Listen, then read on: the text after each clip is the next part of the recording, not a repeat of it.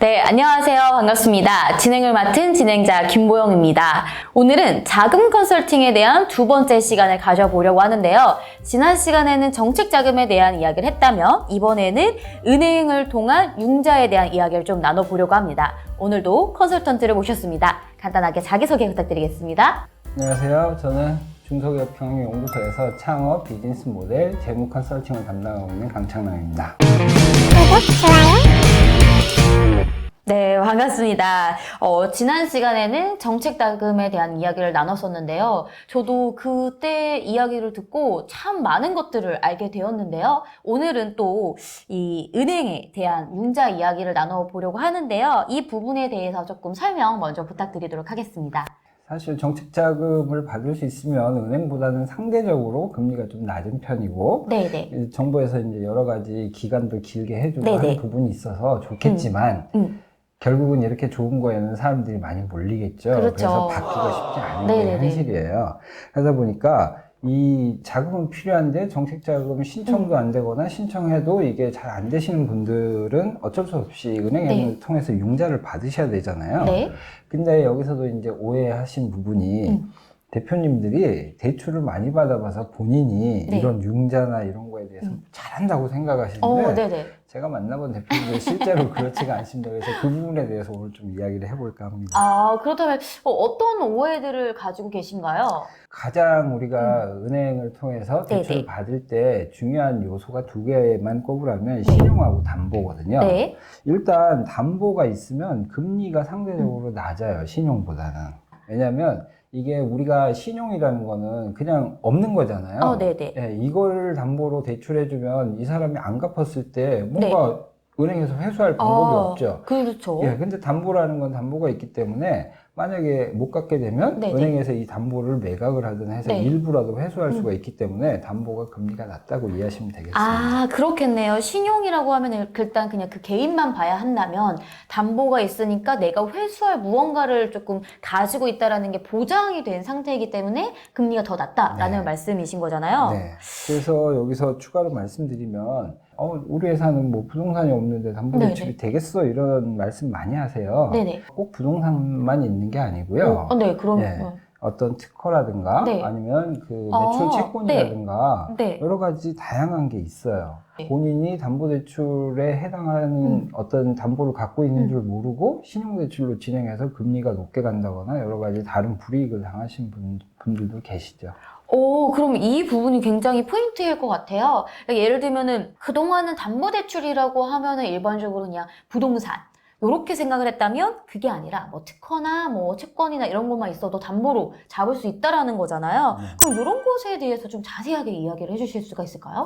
사회자님께서는 은행이 어떤 기관이라고 생각하세요? 저는 사실 은행에 내 돈 맡겨놓고 그리고 내가 돈 필요하면 또 빌려주기도 하고 뭔가 약간 국가와 약간 정부와 약간 밀접하게 비슷하게 이렇게 생각을 좀 했던 것 같아요. 네. 대부분 그렇게 생각하시는데 실제로 은행은요 일반인들이 아니면 기업도 포함되지만 예금을 하잖아요. 그럼 그 예금으로 모인 돈을 대출을 해가지고 이제 그 예대 마진이라고 하죠. 예금 이자와 대출 이자의 차이만큼을 수익으로 가져가는 구조를 가지는 기관이에요. 결국은 은행이 이제 얼마나 수익을 많이 내느냐는 대출을 얼마나 많이 해주냐하고 관련이 있다. 그럼 결국 그런 관점에서 보면 은행은 이 자꾸 대출 신청했다 거절당하신 분들은 은행 애들 너무 보수적이야 뭐 이런 생각 하시지만 실제로 은행은요 대출을 못 해줘서 안달인 기관이다 이렇게 생각하시면 돼요. 그래서 그렇게 생각하기가 또 그렇네요. 내가 요건만 갖추면 대출을 해주는데 왜 안 해주냐? 내가 요건을 못 갖춰서 안 해준다. 그쵸. 은행은 자기들이 최대한 수익을 내기 위해서 조금 더 확실한 신용과 담보를 가진 사람에게 더 많이 대출해 주려고 한다. 그럼 이제 일반적으로 기업 대표님들도 그럴 거고 저도 그렇게 생각을 했었었는데 그래서 저는 조금 지금은 생각이 좀 달라요. 뭐 대출이 없거나 뭐 대출을 조금만 받아놨거나 이러면 무조건 신용이 높을 거라고 생각을 하실 것 같아요. 그러거나 내가 가지고 있는 뭐 현금 자산이 많다라든지.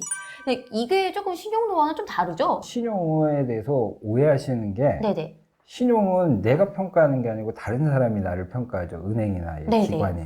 근데 내가 거래가 없어요. 그 기관에서 뭘 보고 평가를 하죠? 그러니까요. 내가 예금이 네네. 많은 거는 내 주거래 은행은 예금을 네. 알겠지만 다른 데는 전혀 모르잖아요. 네네. 그래서 결국은 이제 신용 사회가 됐기 때문에 기업도 마찬가지로 네네.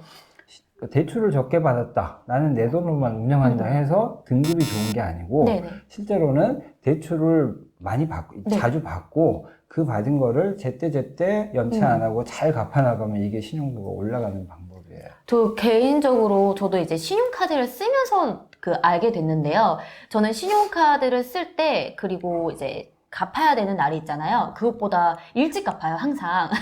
항상 일찍 갚았더니 신용도가 올라가더라고요. 그러면서 예를 들면은 이제 이체 한도라든지 한도가 또 올라가더라고요. 이런 것도 조금 신기했어요. 한마디로 잘 빌려서 잘 갚아야 두 관계에 신뢰가 쌓인다는 말이잖아요. 그렇죠? 네, 그렇죠. 그래서 기업도 네네. 그런 부분에서 자꾸 자기 신용도를 평가를 해야 되는데 네네네. 이거 개인 신용 평가는 네. 이제 이런 온라인상으로도 개인 조회가 되잖아요. 네네. 그래서 그거는 좀 관리를 하시는데 의외로 그 기업 신용 등급은 관심이 안 가지세요. 네네. 그래서 결국은 기업 신용 등급이 네. 나는 우리 회사 우량한 회사니까 좋아 이러고서 이제 생각 안 하고 있었는데 네. 뭐 그래도 B는 되겠지 이렇게 그렇죠. 해서 진짜 자금이 필요해서 은행에 대출 서류를 넣었더니 이 회사는 등급이 C라서 대출이 안 나와요. 이런 경우들도 많이 있습니다. 네네. 결국 그걸 잘 하시려면 대출을 안 받으시는 게 중요한 게 아니고요. 네네.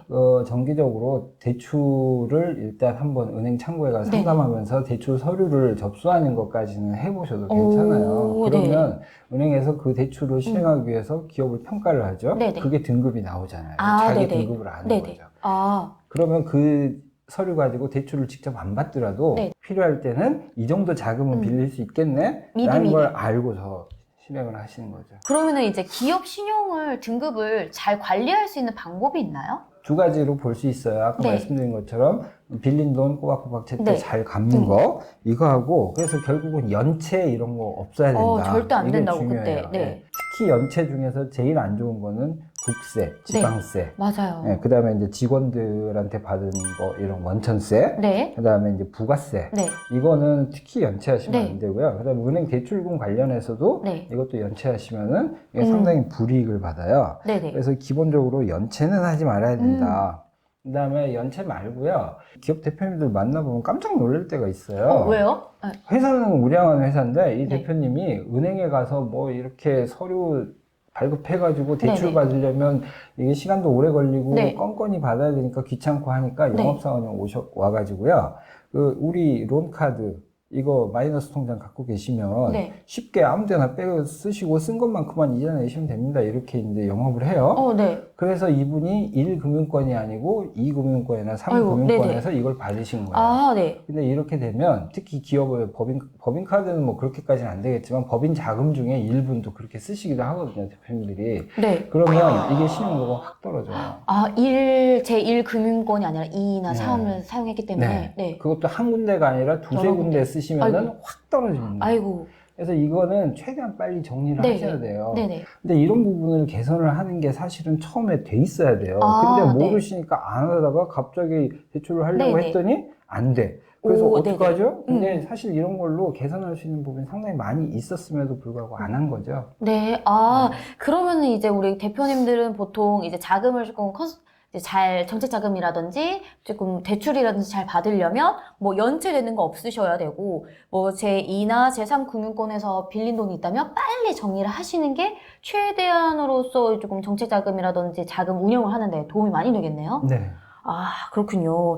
그리고 또 이제 신용도라는 것이 이제 내가 생각하는 거랑 다르다라고 말씀해 주셨잖아요. 그럼 은행이나 아니면 평가기관에서 결정된다라는 오해를 한다라고 하시는데 또 이거는 어떤 부분인가요? 그러니까 이 부분이 정말 핵심이에요. 왜냐하면 내가 평가를 받기 때문에 그쪽 기관이 나를 평가해서 뭔가를 내놓을 것이다 이렇게 생각하고 자기는 뭐 나 할 게 없어 이러시잖아요. 근데 실제로는 이런 부분은 자기가 만드는 거라고 보셔야 돼요, 신용은.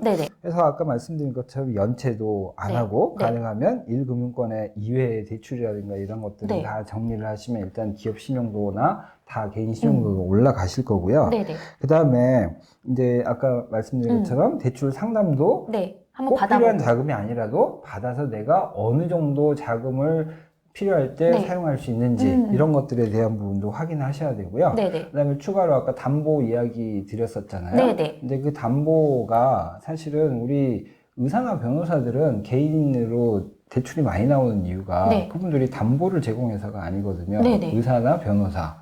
직업에서 오는. 네, 자격증이 있다거나 뭐 이런 것들 때문에 되는 정말요? 거예요. 네. 그래서 이 개인으로 말해서 자격증이다. 왜냐 의사 변호사 자격증이 있으면 돈을 많이 벌 수 있다는 거를 사회적으로 인정을 하는 거잖아요. 그렇죠. 그거 똑같이 특허, 네. 그다음에 매출 채권 내가 어디서 납품을 했는데 아직 돈은 안 들어왔지만 받을 돈이 있다는 거잖아요. 그렇죠. 네. 그다음에 내가 가지고 있는 기계 장치가 좀 비싼 게 있어요. 그럼 이런 것도 가능하고, 그다음에 이제 뭐 다른 회사에서 그런 것들을 제공할 수 있는 거는 다 제공해서 되는지를 물어보면 의외로 생각보다 많은 부분이 담보가 될 수 있는데 그런 거 모르셔가지고 이런 담보 대출을 안 받으시고 신용 대출을 받으시면 회사에 정해져 있는 또 개인에 정해져 있는 신용의 크기가 있어요. 네네. 이 회사는 신용이 5억까지인데 내가 담보가 있음에도 불구하고 계속 제시하지 신용으로 않았기 받은 거. 때문에. 그러면 이제 신용이 5억이 차면 더 이상 못 받는 거죠. 그쵸. 근데 담보로 받으면 또 받을 수 있는 부분이 있었는데 네. 이런 것들을 안 놓치는 게 이제 이 부분에서 가장 중요하죠. 그래서 결국 내 신용도는 내가 만들어 나간다는 생각하에 컨설턴트하고 차분히 하나씩 만들어 가시면서 거기에 맞는 자금들을 정책 자금이든 이자든 실행하시는 게 가장 좋다고 말씀드리겠습니다. 네, 너무 오늘 중요한 또 이야기를 해주셨어요. 그러니까 우리 많이 대표님들이 대부분 신용대출을 많이들 받으시는데 사실은 신용대출보다는 담보대출이 금리가 더 낮다. 그리고 내가 생각했던 담보대출은 부동산이었는데 그 이외에도 예를 들면 매출채권이라든지 특허라든지 기계장치라든지 이 등등도 나의 담보가 될 수 있으니 조금 잘 알아보시고 차분히 보시면 내가 대출받을 수 있는 금리도 달라질 수도 있고 금액도 달라질 수도 있다라는 이야기를 해주셨고요. 개인 신용도도, 기업의 신용도도 등급 관리를 잘 하셔야겠습니다. 지금 당장 대출받을 일이 없으시더라도 체크를 해보시는 것도 좋겠고요. 제2금융, 제3금융 사용하고 계신 게 있으면 얼른 처리하시고 연체 절대 하지 마시면서 조금 자금 관리를 잘 할 수 있도록 기업을 잘 운영해 보시길 바라겠습니다. 그렇다면 또 다음 시간에 유익한 이야기로 돌아오도록 하겠습니다. 자, 안녕히 계세요. 감사합니다.